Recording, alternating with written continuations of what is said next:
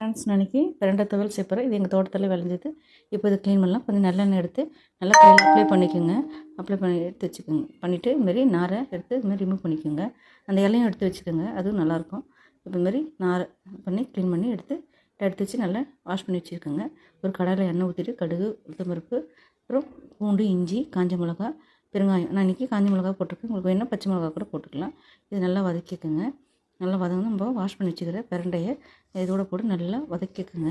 காரில் அடிக்கும், அதனால் நல்லா எண்ணெயில் நல்லா வதங்கட்டும். நல்லா வதங்கினதும் அதுக்கப்புறம் தேங்காய் துருவல் 1/4 கப் எடுத்திருக்கேன். அதையும் போட்டு நல்லா வதக்கிட்டு உப்பு கொஞ்சம் போட்டுக்கோங்க. நல்லா வதங்கினதும் புளி இதுக்கு கொஞ்சம் கூடுதலாக கொஞ்சம் வச்சுக்கோங்க, இந்த காரில் அடிக்காமல் இருக்கும். அதனால் புளியை நல்லா போட்டு நல்லா வதக்கிட்டு ஆற வச்சு இதுமாதிரி மிக்சியில் நல்லா அரைச்சி எடுத்துக்கோங்க. தாளித்து கடுகு, உளுத்தம் பருப்பு தாளித்து கொட்டினீங்கன்னா நம்மளுக்கு பிரண்டை துவையல் ரெடி. இது இட்லி தோசைக்கு அவ்வளோ அருமையாக இருக்கும். ட்ரை பண்ணி பாருங்கள். இதுக்கு முட்டி வலி, கை கால் வலிக்கு எல்லாருக்கும் நல்லாயிருக்கும். ட்ரை பண்ணி பாருங்கள். பாய். மறக்காமல் சப்ஸ்கிரைப் பண்ணுங்கள். பாய்.